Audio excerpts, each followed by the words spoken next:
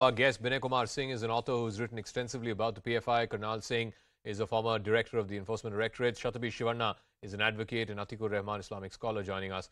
Binay Singh, let me start with you first. This is what the NIA told the court today in Delhi when as many as 18 of the 100 people who were detained today were brought to the court. And this is what the NIA said, that the searches are part of a crackdown against these allegations that the PFI functionaries are facing. Number one, terror funding.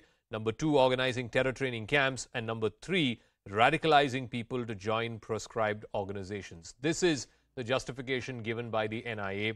Does this add up? As somebody who has tracked the PFI, are its members, including the ones arrested today, are they involved in these three accusations that they face? Jaka, this is a very timely action. And for that, we must thank our Home Minister that we have proved that there is a zero tolerance policy against terror outfits. And look, Jaka, the important point is that there are two visions of India completing 100 years in 2047. One idea is of the government of India. We want to remove the badge of a developing nation and we want to move into the next league. And the other idea of India 2047 is of PFI. They want to disintegrate, they want to break India and want to convert India into a caliphate state. And look, what we say that PFI is connected to SIMI, it is a false statement. PFI is SIMI. It is a transformation of, with a new name. It is the same wine into a new bottle with a new brand name. And let me give you an example. The tribunal which banned PFI, they have certain observations. That was based on certain observations by government of India. Okay. So the observations were that many observations, I'm just quoting two, that instigating Muslims on Ram Janmabhoomi Babri Masjid verdict delivered by the Lucknow bench. And that is exactly what the PFI do. What has been mentioned in the banning document of SIMI. You go to their website, they are instigating Muslim youths, they are instigating the Muslim mobs on the Ram Janmabhoomi verdict. And the second is, so let me ask Atiq Ur Reham Saab that if here is an organization that is accused of instigating young Muslims, whether it's after the constitutional bench verdict on the Ram Janmabhoomi matter, whether it is one second, I'll come back to you. Whether it's on the Ram Janmabhoomi matter, whether it's on CAA, the Uttar Pradesh police has filed more than 200 cases against members of the PFI for protests that they had instigated in protest against the Citizenship Amendment Act. This is just one state that I'm talking about. As a moderate Indian Muslim, why shouldn't you welcome, sir, the action against this radical organization? Zakka, I believe the most easiest thing in this world is blaming people, accusing people without any proof, without any, iota of evidence, which the courts will be demanding.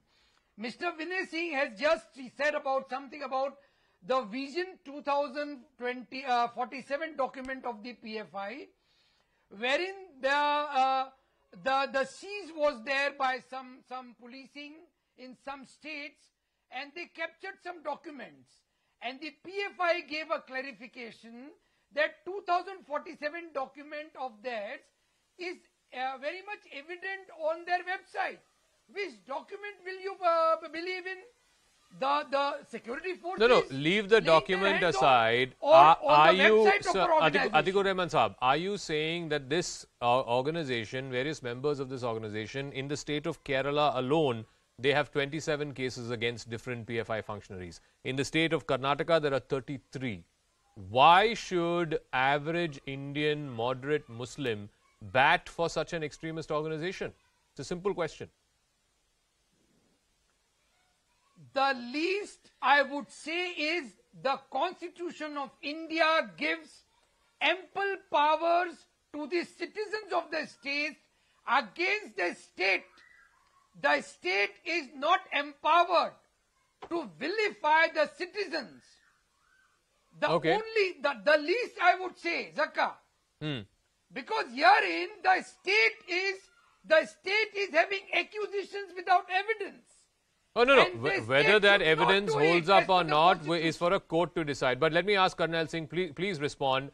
One of the arguments that's being put forth by people like Atiq Ur Reham is, A, on what basis have you made these arrests? Why this almost stealth by night kind of operation? And B, most importantly, do you have anything at all against this organization and against the members of this organization?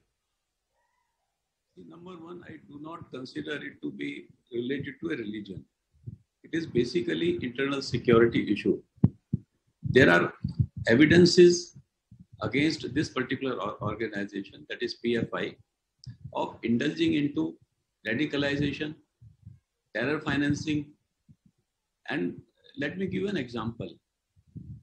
The Indian Mujahideen started with the radicalization of some of the youth. Yeah.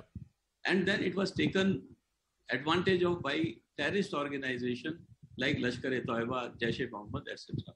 And that led to a large number of explosions in the country. So we are concerned about the internal security of the country.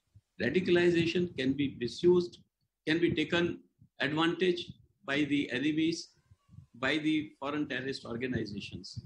So we should look at it only at the national security issue rather than the communal issue. It is not communal issue. Okay. And it is very serious. And this organization has spread into 24 states in the country. And therefore, a nationwide strike by the investigating agencies was required to, at the same time, find out what are the evidences against them, though they have already collected a large number of evidences, which they would be producing in the court.